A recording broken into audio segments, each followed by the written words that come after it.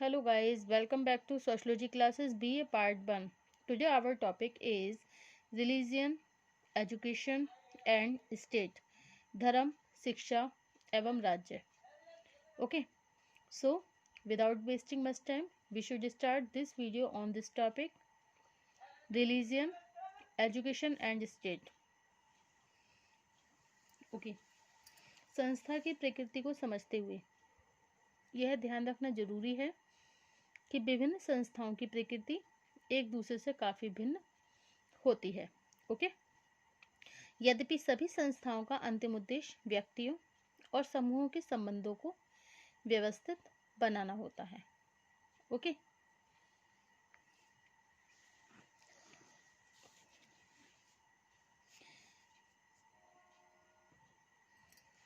Okay, according to Kingsley Davis के अनुसार Kingsley Davis ने लिखा है कि एक संस्था के रूप में धर्म का प्रमुख कार्य कुछ नैतिक धार्मिक मूल्यों को स्पष्ट करके व्यक्ति को भावनात्मक सुरक्षा प्रदान करना है। ओके, एक सामाजिक प्राणी के रूप में हमारा संबंध केवल अपने चारों ओर की वास्तविक सामाजिक घटनाओं से ही नहीं होता, बल्कि हम कुछ ऐसे विश्वासों और व्यवहारों से भी प्रभावित होते हैं जिनका संबंध एक पारलौकिक जीवन से होता है।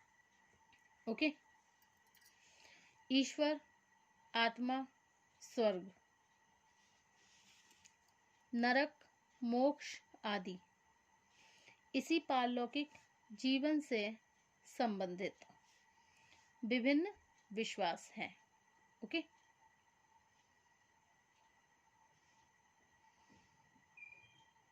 धर्म वह महत्वपूर्ण संस्था है जो इन पारलौकिक विश्वासों के आधार पर व्यक्ति को मानसिक सुरक्षा प्रदान करती है। ओके, इस तरह उनके व्यक्तित्व को संगठित बनाती है। धर्म के समान शिक्षा भी एक ऐसी संस्था है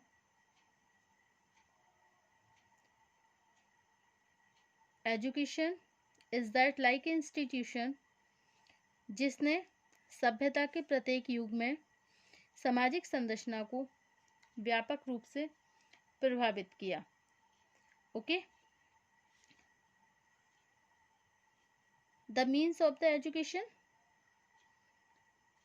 एजुकेशन का तात्पर्य केवल पुस्तकीय या स्कूली ज्ञान से नहीं है, बल्कि समाज की विभिन्न पीढ़ियां अपने संचित अनुभवों के आधार पर व्यक्ति को जो ज्ञान प्रदान करती हैं, उन्हीं की समन्वित व्यवस्था का नाम ही शिक्षा है। ओके,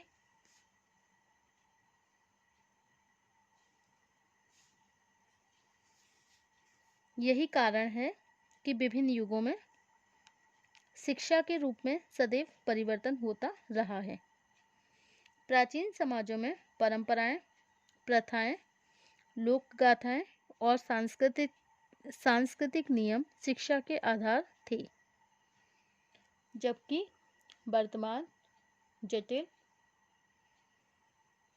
और औद्योगिक समाजों में शिक्षा एक फॉर्मल इंस्टीट्यूशन है जिसकी व्यवस्था राज्य और अनेक कल्याणकारी संगठनों द्वारा की जाती है। ओके,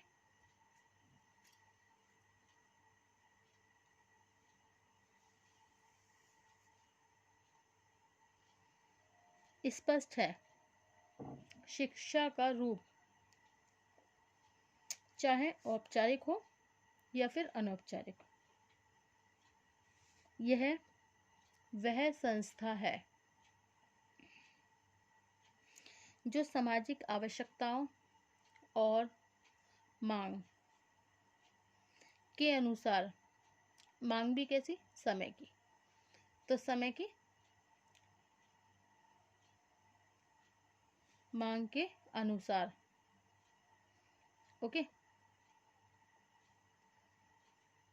नई पीढ़ियों का समाजीकरण करती है। इसका कार्य सभी वर्ग के लोगों को समाज की प्रत्याशाओं से परिचित कराना और उनके व्यक्तित्व को विकसित करना है। ओके, यही कारण है।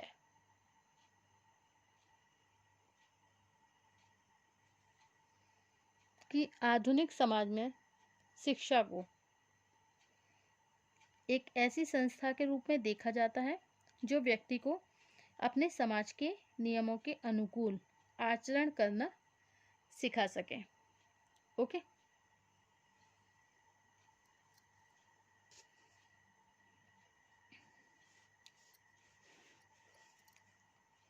राजनीति वह तीसरी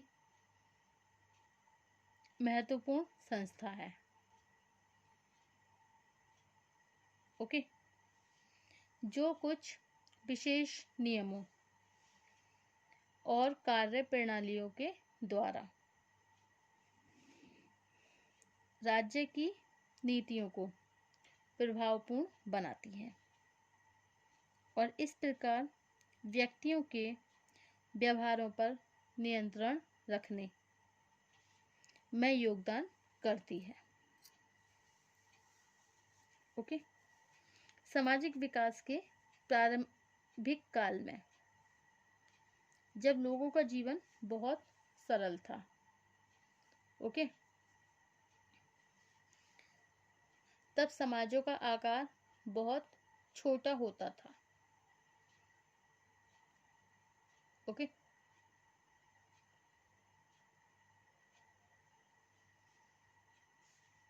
उस समय ग्राम पंचायतें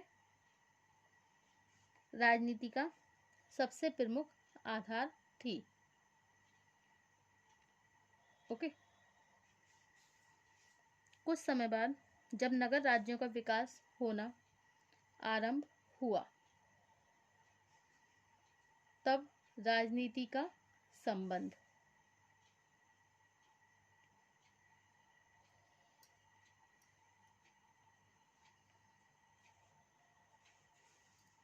राजा और उसके सलाहकारों द्वारा लागू की जाने वाली नीतियों से स्थापित हो गया।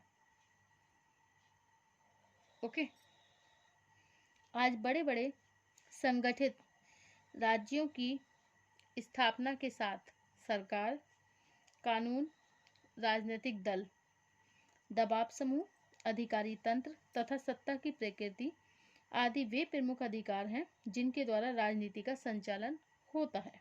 ओके, सच तो यह है, वर्तमान जीवन में राज्य व्यवस्था, पॉलिटी अथवा राजनीतिक प्रणाली के द्वारा इस बात का निर्धारण होता है कि राज्य और समाज के बीच किस तरह के संबंध स्थापित होंगे तथा एक भूभाग में रहने वाले लोगों के जीवन को किस प्रकार नियंत्रण में रखा जाएगा। ओके,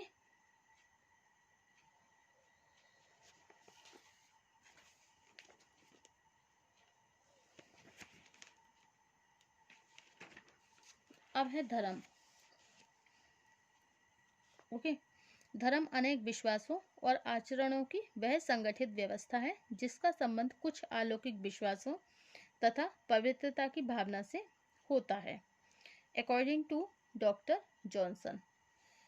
जॉनसन के शब्दों में,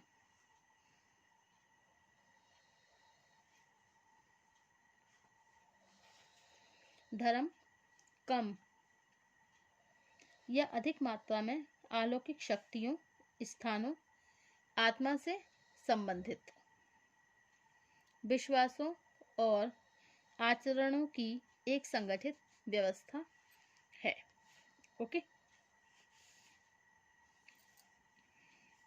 अकॉर्डिंग टू जेम्स फ्रेजर के अनुसार धर्म से मेरा तात्पर्य मनुष्य से श्रेष्ठ उन शक्तियों की संतुष्टि अथवा आराधना करना है जिनके बारे में व्यक्तियों को यह विश्वास हो गया कि वह प्रकृति और मानव जीवन को नियंत्रित करती है तथा उन्हें मार्ग दिखाती है। ओके, तो जेम्स फ्रेजर ने क्या कहा है कि धर्म से मेरा तात्पर्य मनुष्य से श्रेष्ठ उन शक्तियों की संतुष्टि अथवा आराधना करना है जिनके बारे में व्यक्तियों को यह विश्वास हो कि वह प्रकृति और मानव जीवन को नियंत्रित करती है तथा उन्हें मार्ग दिखाती है। ओके,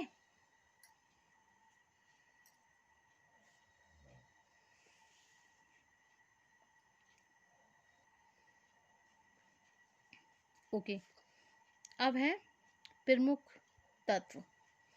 ओके, धर्म के प्रमुख तत्व। नंबर 1 है दिव्य रूप, सेकंड है पवित्रता व अपवित्रता की भावना, थर्ड है अलौकिक शक्ति, फोर्थ है कर्मकांड तथा पूजा की पद्धतियां, और नेक्स्ट है प्राकृतिक शक्तियां।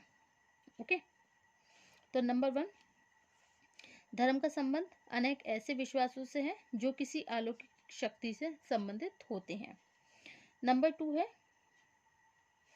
यह अलौकिक विश्वास ईश्वर, आत्मा, सृष्टि, प्राकृतिक शक्तियों, मानव जीवन, पदार्थ आदि से संबंधित होते हैं।